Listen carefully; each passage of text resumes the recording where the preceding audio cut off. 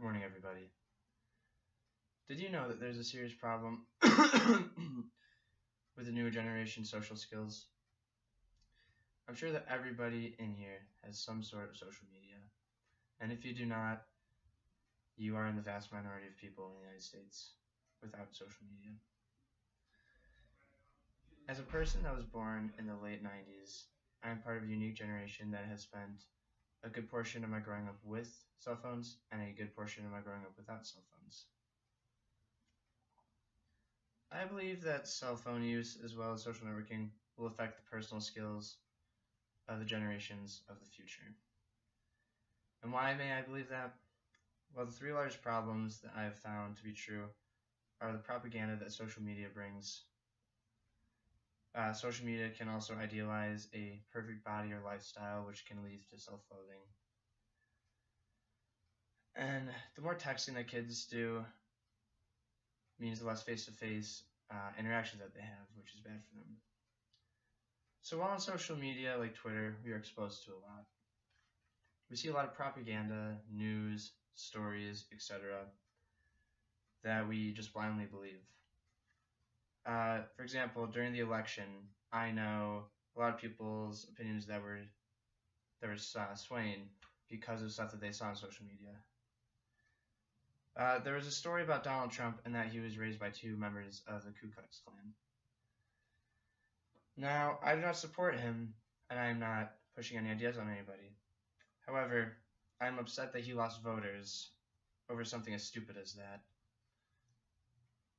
I know I have seen a lot of stories that have been on Twitter that have not been true. When I was 15, I saw that there was a serial killer in the greater Rochester area where I grew up. Because of this, I didn't leave my home after dark by myself for a few days because I believed it, even though it was just a rumor. And negative propaganda is not the only thing that is harming kids on social media these days. Social media can also idealize a perfect body or lifestyle because of all the things that we see on Twitter or Facebook, etc. There are a lot of accounts on social media websites that you may follow that are centered around attractive females, attractive males, nice homes, cars, things like that. Exposure to things like that puts pressure on how we view our own lifestyles and our own bodies. Now, you may be a person that has a perfectly normal lifestyle, healthy body. You may be doing just fine in life. But because it doesn't look the same as the models or the rich, famous people that we see on Twitter, we develop bad habits to accommodate to that. The things that we see on social media also often promote poor mental health as well as reckless behavior. As I mentioned, people try to accommodate their bodies to what they think it should be based on what they see. And this often comes in the form of mental instability as well as eating disorders. And because of the extreme actions that we see on social media, society has a tenuous grasp on what is acceptable. One great example of this is the burning of the couches fad. A student here at Ohio University is a victim to this. When Ohio University upset Penn State in football, I believe 5 years ago, a young man went outside and burned a couch because he thought, hey, it's alright, everyone across the country is doing it. But he found out that that's not the case.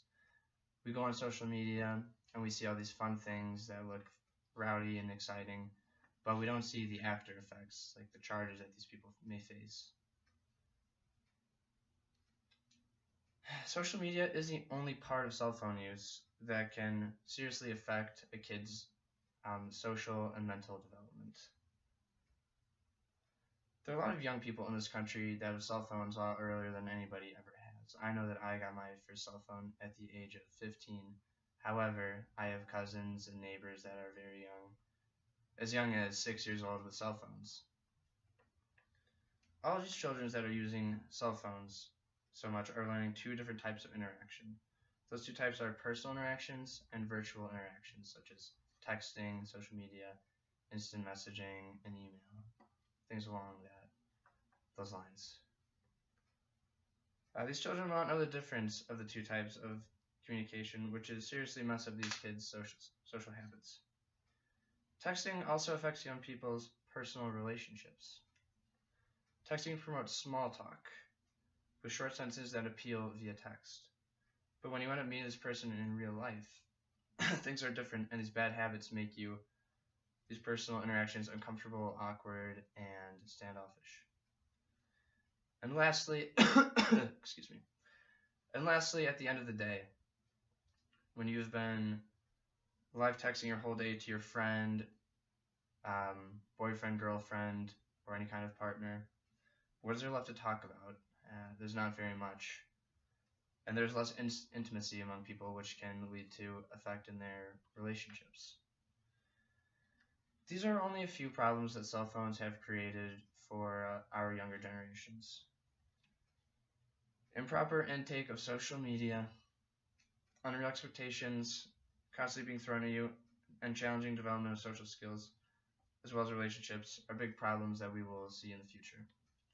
Cell phone use needs a serious adjustment. I just hope that it comes sooner than later. Thank you very much.